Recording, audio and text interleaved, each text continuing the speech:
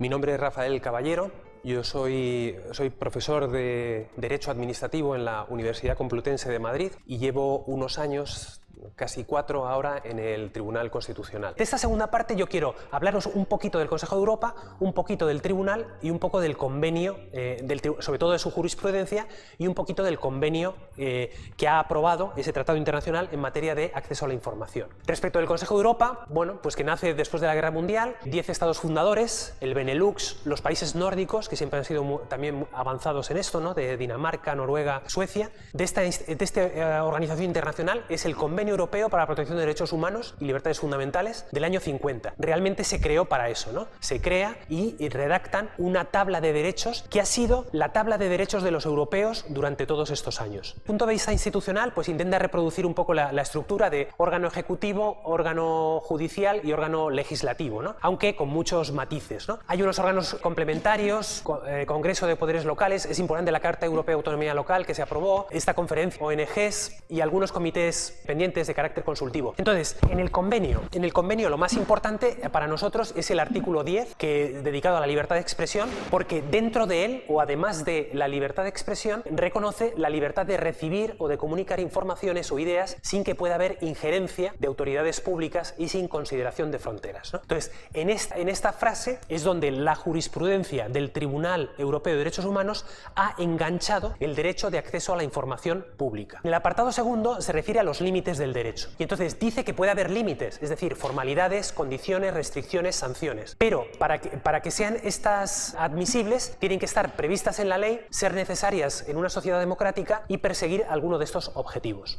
O sea que los límites a la libertad de expresión en general y por tanto al derecho de acceso a la información están en la reserva de ley, en su necesidad o compatibilidad con una sociedad democrática y en perseguir un fin de los previstos en el tratado, ¿no? Vamos a dedicar ahora el tramo a hablar de esa jurisprudencia del Tribunal Europeo de Derechos Humanos que ha cambiado enormemente, ha evolucionado en la línea de desde negar el derecho de acceso a la información como protegido por el convenio a establecer que claramente está protegido por el convenio y a dar tutela por ello, ¿no? Entonces, el primer paso, de todas formas, al que quiero hacer referencia es a que en esa evolución de la jurisprudencia la Corte Interamericana ha ido por delante y realmente su jurisprudencia ha repercutido en la nuestra, en la europea. Sobre todo se cita como expresión de esa influencia la sentencia Clau de Reyes del año 2006, ¿no? Lo cual aprovecho también para decir que este derecho de acceso a la información tiene mucha conexión con el derecho al medio ambiente. Eso que decíamos antes también de, o sea, la transparencia, el tal, pues uno de los motores de transparencia es precisamente la protección de bienes colectivos intangibles como son el medio ambiente, ¿no?, la atmósfera, el tal, y entonces las aguas y demás. Entonces, precisamente ahí es donde ha incidido mucho las organizaciones sociales a la hora de querer, ¿no?, acceder a la información y por tanto han empujado hacia la configuración de este derecho, ¿no? ¿Os acordáis? Entonces la primera pieza es la jurisprudencia que ha evolucionado, es el convenio 205, ¿no?, sobre acceso a documentos públicos. Entonces, del convenio, bueno, decir que viene precedido de algunas recomendaciones que no tienen mucho valor porque son meramente voluntarias. Hemos visto antes que las podía elaborar, ¿no?, el Comité de Ministros y entonces pues algunas ha hecho en esta materia de información. Pero lo relevante es el convenio. El convenio se empieza a gestionar en el año 2005, se concluye en el año 2008 y está desde el 2009 abierto a la firma de los estados. El dato que os doy es que hacen falta 10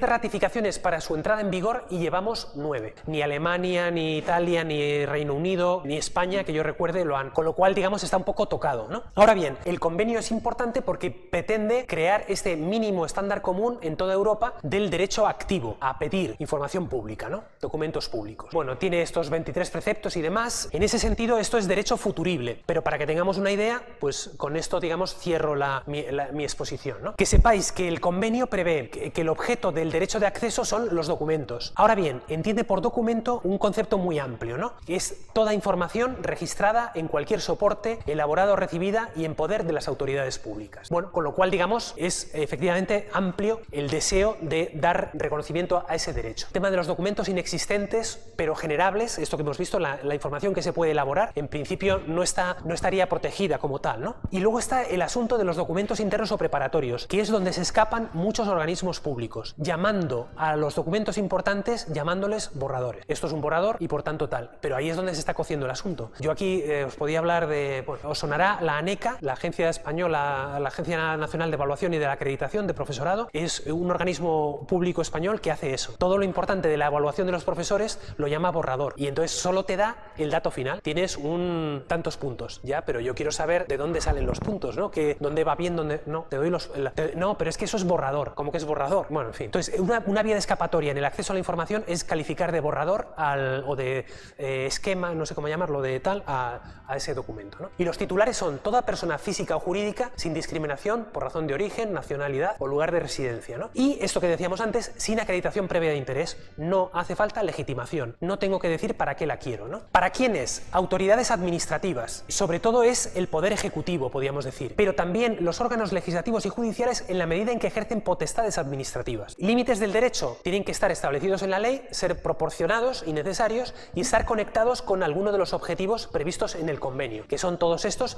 que, como veis, son muchos, ¿no? Pero, en fin, y los hay públicos y privados. Protección económica o comercial, de intereses económicos o comerciales, de la intimidad y todo lo demás que son más bien intereses públicos. Y luego, por último, el tema de jefe del Estado. Se le puede incluir, mejor dicho, se le puede excluir. O sea, dice el convenio que entre los límites se podrá incluir jefe del Estado, ¿no? Respecto al procedimiento, creo que tiene menos interés porque el procedimiento son trámites para, ¿no? Lo más importante quizás es esto. Cabe denegaciones cuando son peticiones muy vagas o manifiestamente irrazonables y que tiene que caber el derecho a acceder en cualquier formato, a pedir copias, puede exigir un pago por las copias, siempre que sea un pago razonable y que esté preestablecido cuál es, y que tiene que haber posibilidad de recursos, ¿no? Entonces, en cuanto tiene que haber acciones judiciales y disciplinarias posibles para proteger el ejercicio del derecho. En cambio, el convenio como tal no exige que haya una autoridad independiente.